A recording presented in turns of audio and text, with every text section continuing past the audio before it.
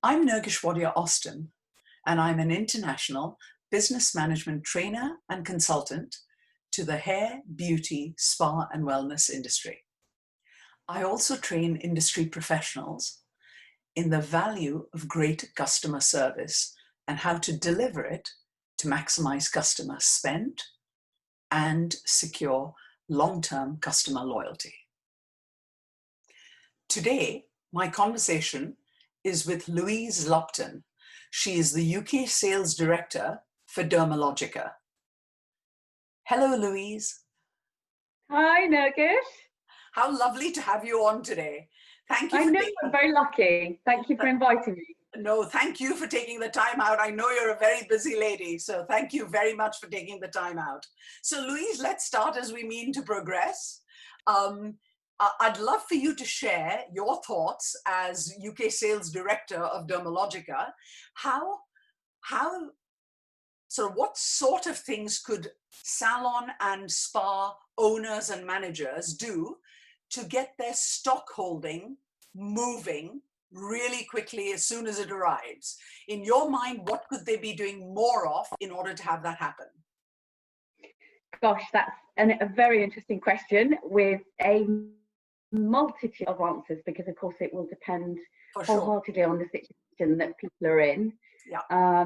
You know, one of the first things you need to do is both assess the stock situation itself. Yes. Why has the stock situation come to that? Yeah. Is it a case that certain products aren't selling, certain products are? So it's kind of assessing the stock itself. Okay. But the second part is also very much about assessing the ability of your staff, because ultimately they're the ones that are going to be able to help you to shift that stock. So there's an understanding of the stock situation itself, an understanding of the ability. Okay, so sorry to interrupt. When you talk about ability, it's a very interesting topic, because I think, and really we need to explore it a little bit more. When you say ability, we're talking about three basics, which is generally falls under the category of skill to do with sales or the approach to sales or the sentence training, knowledge of the product itself, and of course the attitude towards it. So what specifically are you talking about here? Probably the attitude towards it, because I think once you can drive change with that attitude, then naturally the skill will develop off the back of that, I believe. Okay, so is there something specific a salon manager can do, or does it depend on each individual in the salon? I think it depends on each individual in the salon, you know, because you know, we've had a conversation before about skin therapists in particular wanting to look at a career in sales, for example. There are lots of different things that they could be doing. Now, many professional skin therapists will sort of shy away from that retail piece, you know, similar to any other kind of profession. But at the end of the day, they are there. They are viewed by consumers and clients alike as somebody that is incredibly knowledgeable about our skin and about how our skin is behaving, how it's reacting, and what solutions are in place to help us manage that. So it's part of the conversation that a client would expect to be given that guidance. So ultimately, there's also looking at that fear, if there is one, of what sales might be, as opposed to my role as a professional skin therapist in its entirety. That's beautifully put. Fantastic. So you've covered a couple of points. Is there anything else that you think gets left out by them? I think there's a whole, I mean, I did say at the beginning, there's a whole other kind of multitude of answers to that question itself. It's also about looking at, so it's assessing the stock and why it's there. It's assessing the ability across the team and the attitude towards them helping to sell it through. But there's also a big piece around what as a business are we doing to drive that? It's what as a business are we doing to take ownership of that retail stock? And often there are scenarios where perhaps people may feel as though that's the responsibility of the brand itself. And ultimately, it's a two-way thing. It's got to be a partnership between the brand and the salon or the spa itself. It's most definitely two-way. And from a business perspective, you need to kind of ask yourself, okay, what are we doing? Are we working with subscription models? you know, who in the industry do I follow, do I look up to, who does it well, Right. who is driving subscription and loyalty. Right. That's one element. You know, who is doing something that the industry hasn't done yet. You know, there are many concepts in the US that haven't quite sort of transferred here. So sort of perhaps something like Face House, for example, where bundles and signing up to your kind of monthly facial and your monthly skin program is actually really common. So So, you know, are there assets is that what that, you meant by subscription? Is that what you meant? yeah. Right. So can you talk a little bit more about that? What that involves? Because that would be interesting to the Yeah, UK market. Give us an idea. exactly. So What does it subscription is involve? so what it could do, and you know, here at Dermalogica, we're actually looking at doing some other things as well. So the Face House model is a really interesting one. I had the fortune to be in Los Angeles in February, and experienced a facial in this concept called Face House. And essentially, you can sign up to have a monthly facial or a monthly treatment. And it's a much easier thing to set up actually when you know your clients and how they shop really well. So if you know, for example, that a certain percentage of your clients, let's say we know 20% of our clients have been loyal with us for 5 years or more, they buy services and they buy treatments. Right, okay, we've got a 20% pot that we could look to drive a subscription model with. So perhaps the first step could be asking them the question, how open would you be to a subscription program? If we were able to charge you a monthly fee that included your monthly facial and a skincare program, how open would you be to that? You know, you've got to do the research first. But once you do that research, and let's say of that 20%, 5% decide to sign up, well, perfect. There's an additional revenue stream that's kind of guaranteed, if you like, over a period of time. And those are the clients that you can then look to think, okay, we can develop a different tiered loyalty program to be able to do that with. I've got to tell you, music to my ears, and I know the listeners are going to love this, Louise. Thank you so much. I'd like to move on from there and talk about perhaps what sort of, actually, can we ask at this point in time, how did you and your career progress to getting you to the position of UK sales director at a company like Dermalogica? I mean, where did you start? Was that the intention after your education? Was that a pathway, or it's happened because life has happened? Do guide us. A little of both, I suppose. Okay. Most definitely, if I think back to university days, I had absolutely no idea of where I was going, what I wanted to do. Simple. First couple of roles were sales across the alcohol industry and food packaging. And I knew that my biggest skill, and I still hold that skill to this day, is my ability to engage people, to talk to people, to understand people, to put myself in their position, understand where they're coming from. And naturally, for the most part, as a result of that, relationships develop. And it's then that you realize that you're not a salesperson, you're here because you genuinely have a passion to see people succeed. And I suppose the one thing that I have in common with Dermalogica is that Dermalogica was founded by somebody called Jane Werwand, who had this passion, if you like, for female entrepreneurs, developing them and driving them and supporting them from the very starting point to whatever it is that they may become, no matter how big or how small. Got it. So actually, there's my kind of synergy. Yes, because that's what I'm about.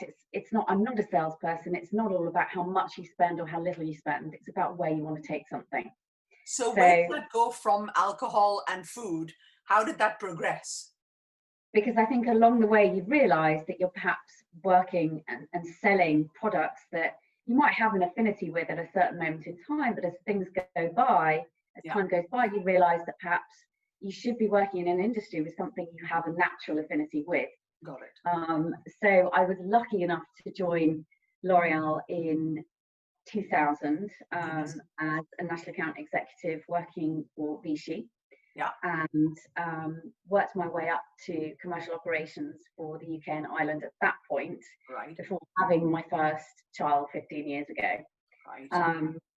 I then was quite fortunate to move both function, role and division on my return from maternity leave 5 months later into the professional products division space. So I took on a marketing role because I wanted to kind of broaden my knowledge. Yeah.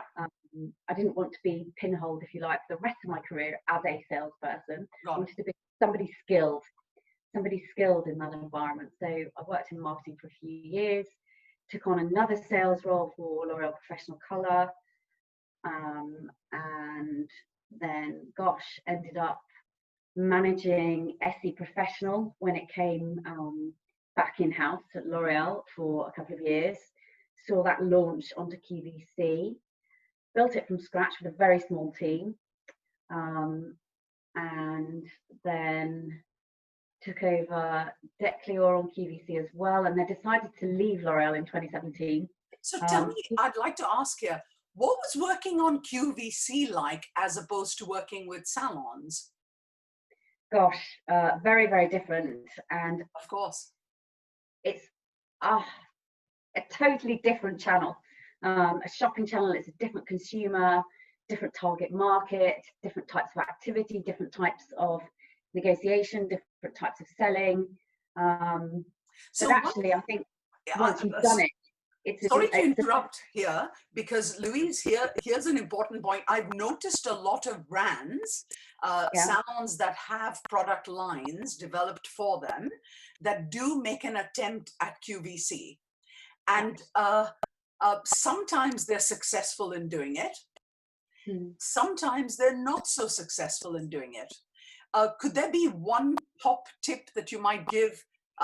What might they have gotten wrong when they haven't been as successful, or what might they have not considered when making that leap? One tip that you could perhaps give brands. Oh, there'd be multitude. I can't pinpoint the exact right one. Okay. There'd be a couple. You know, number one, is your brand niche enough? Is it something that QVC don't already offer? Right. Super. Number one. Number two, do your research and understand the QVC consumer. Because if you don't properly understand the QVC consumer, you're not going to have much success listing your brand on QVC. I'll tell you, those words, just your first point would have been something enough to consider. So thank you. Moving right along, then your path takes you in a different direction from there. Totally different direction. So, and actually, it was probably the best thing I could have done was to leave L'Oreal in 2017, because I could have gone on to have a bigger and even better career, and things would have continued. But actually, I wouldn't have any idea what life was like outside of that. And I didn't want to kind of narrow myself, if you like, to one industry. For that length of time, I'd been there 17 years. Correct. I needed to kind of broaden my breadth, if you like. Okay. So what did you do? So I decided to take up a role with the Gap Partnership as a negotiation consultant, which was a brilliant 2 years experience. You know, negotiation is something that I've always been passionate about anyway. Right. It's something that comes quite naturally in terms of all the roles that I've ever had to do and now. And I realized how much I enjoyed teaching it. I enjoyed empowering people and taking people on that journey. So but also, sorry, I've got to ask here because it's so interesting. I've got to just delve a little deeper. So what does that role involve? You're actually learning to negotiate and then teaching to negotiate? No. So two things. I was simply teaching businesses how to negotiate. And the second thing that I would do as part of that role is consult with businesses who are mid or pre or post negotiation, significant negotiation, and advise in terms of next steps. So well, let's say, so now my question has to come in here. Come on, give salon and spa owners your top tips when it comes to negotiating. So for example, if they're negotiating, you've got to give them this because I know they'll be desperate to learn. So two things that you must remember when entering a negotiation. I'm going to be a little greedy here and suggest that there might be 4 things. Go on, 4 is even better than 2. The first is very much preparation. Okay. Don't walk into a negotiation and think you can just wing it and think you can just have a conversation and not make decisions there and there. And preparation. Got it. Yours and theirs. The second thing is put yourself in their shoes. Understand where they might be coming from, what approach they might be taking. So there are all sorts of pieces to that, but one important one is the level of the balance of power between the two parties. So of the two parties in negotiation, who has the greater amount of power? How can you leverage that? The third would be around numbers. So for the most part, numbers tend to play a part in negotiations. So obviously, we spend a lot of time focusing on our numbers. We can't go below that. This is all we've got to spend. This is the maximum we can go to. But how much of that preparation do you spend considering what theirs might be? Right. So that would be number three. And number four will always be about thinking who on your side is actually going to be conducting that negotiation, because that could play a key part. And we all know that decisions are always made by people that do show up. Right. However, sometimes that can be quite dangerous. Why? I think sometimes in negotiation, people assume that the person with the most experience needs to be the one that needs to go in the room and negotiate.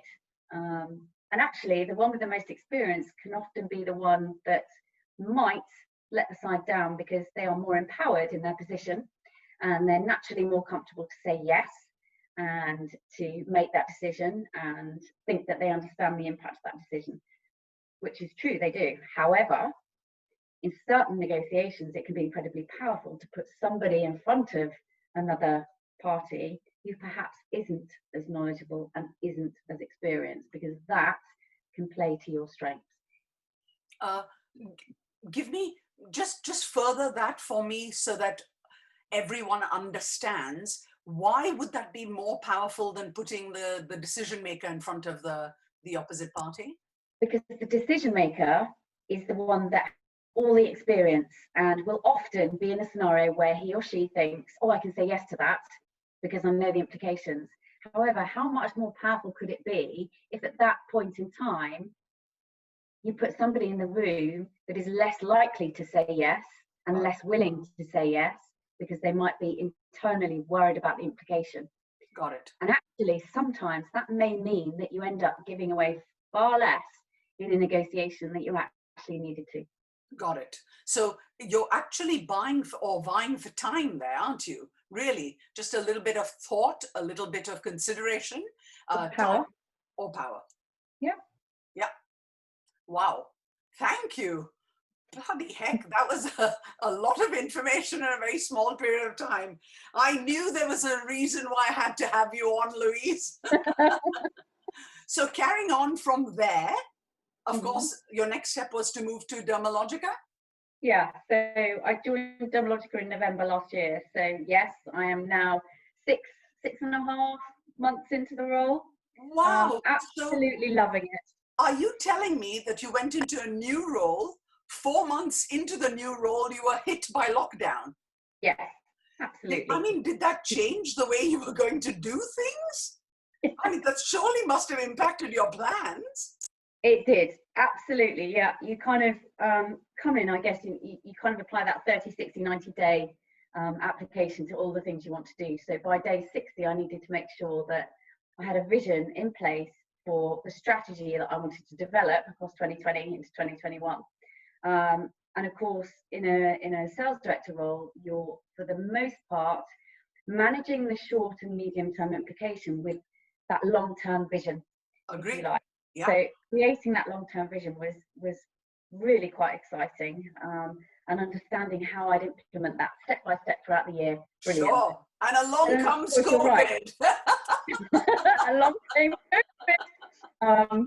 So of course, what that's meant for us is it doesn't mean that your future plans have to stop, but what it does mean is that some of those future plans, we've had to bring them forward. Right. So whereas part of that step by step might have been an affiliate program, a subscription and loyalty program, you know, a specific industry certification, perhaps, all sorts of things, we've had to then say, right, we need to implement these in a much shorter space of time. So our affiliate program that we set up, the moment we knew salons were closing, we wanted to be able to help them a therapist with an additional revenue stream, if you like. Right. So we managed to do all sorts of things commercially to flex to all these salon owners that were now working from home, continuing to retail virtually through new websites, etc. So we've done so many things commercially. We worked on payment term plans, we worked on carriage plans, we worked on temporary change of delivery address, we worked on different credit processes. Of course. We worked on a new format for website applications to make it quicker and easier for salons to set themselves up in COVID. So we did all of that. Yeah. Then we took a piece where we had to build this affiliate program that we managed to turn around in 2 days. That's been one of the most, it's been one of the most satisfying things, because it means that we've got an additional small revenue stream, but it means the PSTs, the professional skincare therapists, are actually earning for themselves as well a proportion of what they're selling, they're getting back. So it's sort of supporting those skin therapists and salon owners and spa owners when they're either at home or they've been furloughed, but they've got the opportunity to earn, if you like. So if I was going to transfer this to make sense to, I guess the learning from this for managers of salons and spas, in terms of leadership skills, what sort of skills did you have to have ready and on hand to deal with that COVID curveball that came at you so quickly in a new position? So first springs to mind, you had to be flexible as a leader straight away. You also probably required a level of focus that meant that your plans, however good they were, now could not, they had to change. And also you couldn't then just deviate from them completely. You had to make them happen because they were, of course, well thought through, but you had to deliver. So I'm actually looking at it from a point of view of a business, a beauty business owner. And so these skills they have to have, and they will have had to have had during this themselves. And so maybe a couple of top tips there, how to deal with change maybe, or what were the 2 skills you required most of all to make sure that happened for your business? Ability to talk to others and learn from others. I think if we hadn't had the solidity, if you like, and strength as a leadership team, most of these things wouldn't have been implemented. So I think first and foremost, making sure that as a team in your salon, in your spa, that you can't do it all on your own.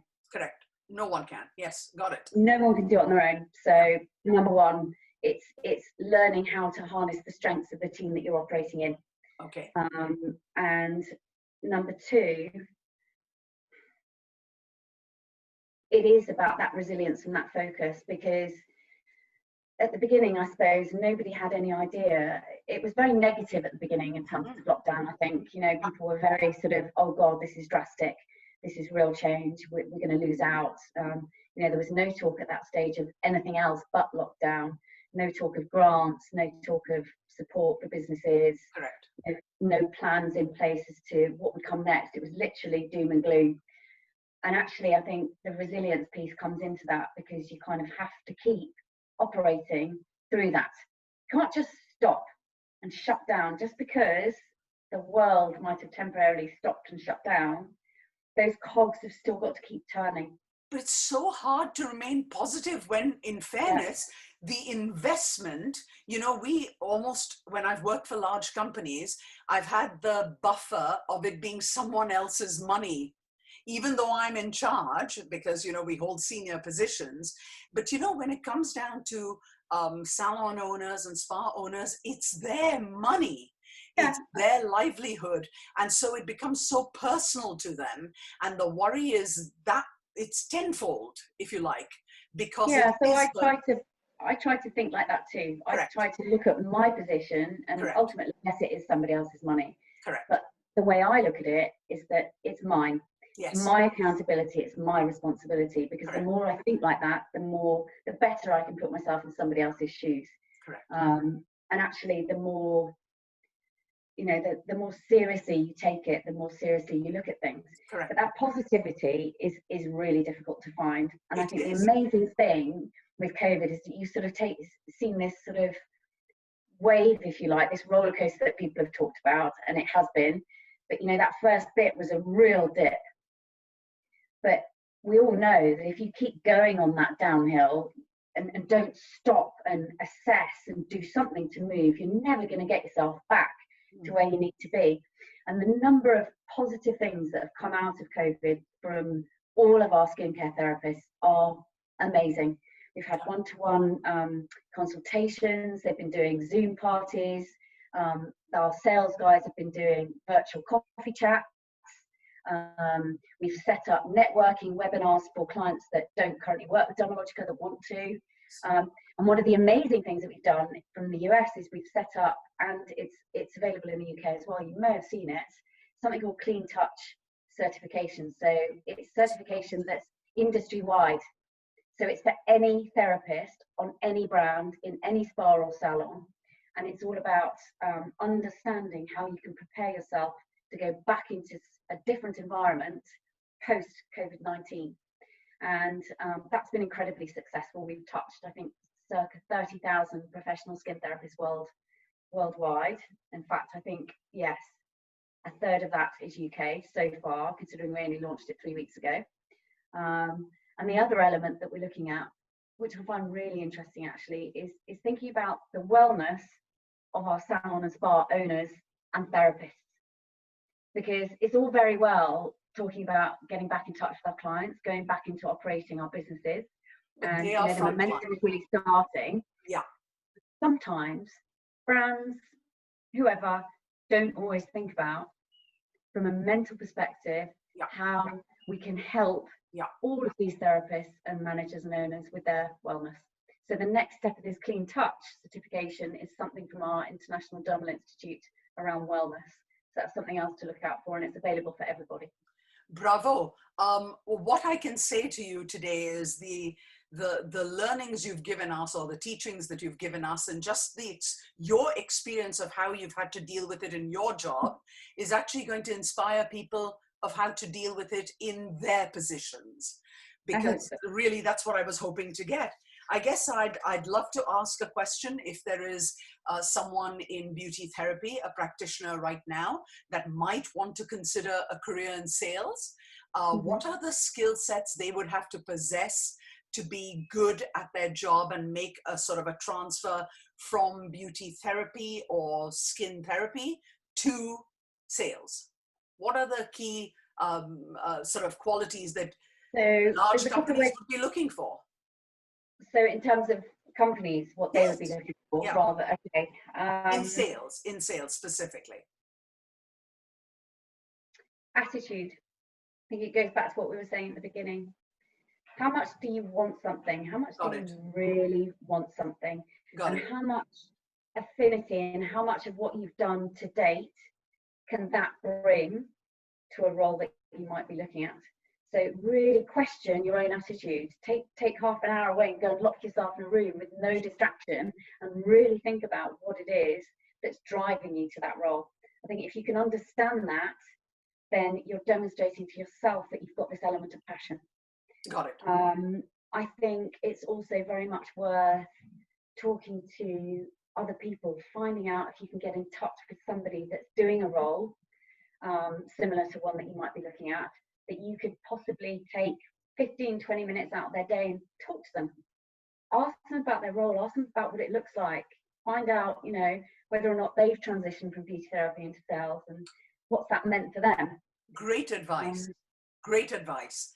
How wonderful. I guess I have to end this conversation sadly, even though I'm enjoying it enormously. This is a question that I regularly ask. So Gen Z is coming up. Yeah. It's going, you know, the population is going to be our next generation of customers, our next generation of employees, and then next generation of our leaders. So how do we in beauty therapy get their attention and say, hey, this is a worthwhile career? What should beauty businesses be doing and considering to attract that generation as customers and that generation as future employees? So the way I see it, I don't believe we shout loudly enough about careers in beauty therapy as an industry. Yeah. And I know that could be maybe quite a controversial thing to say. It's not to say that we're not doing anything, because we are, but I think we're not shouting loud enough. If we think about Gen Z, so our typical Gen Z right now, they've been brought into a world that is primarily online. Yes. Primarily online. So everything they're seeing, doing, judging is primarily online. Right. One thing we do know about them, I think there was some research that I was reading this morning, McKinsey, that's saying although they're primarily online, there is a huge proportion of Gen Z that actually love the physical bricks and mortar experience, because they've been brought up and introduced to the world, if you like, through online. So this whole physical is a whole new world of excitement. Thrill. So then that makes me think. It's different. Yeah. So from a Gen Z perspective, therefore, we should be looking at doing much more online to shout about career therapy, first and foremost. That's where they're going to hear about it, that's where they're going to read about it, and that's where they're going to understand it and make their first impressions. Right. But the other thing I think we need to be doing is kind of thinking, okay, well, what affinity do I have as a salon owner or a spa owner or a chain owner or a group owner or a hotel owner? What affinity do I have with local colleges? You know, what am I doing to support my local college? Am I looking to bring work experience into my salon and spa? Am I looking to go and do talks in my local college to help support them and the lecturers there? You know, think about colleges and schools right now. Perfect. They've got no idea what they're doing in terms of reopening. You know, the great thing with beauty salons, at least we've got a little bit of visibility. We are hoping, it is the 4th of July, you know, we are hoping that then there will be a program of implementation in terms of really bringing services back to clients. But if you think about it, universities and colleges are a little bit stuck.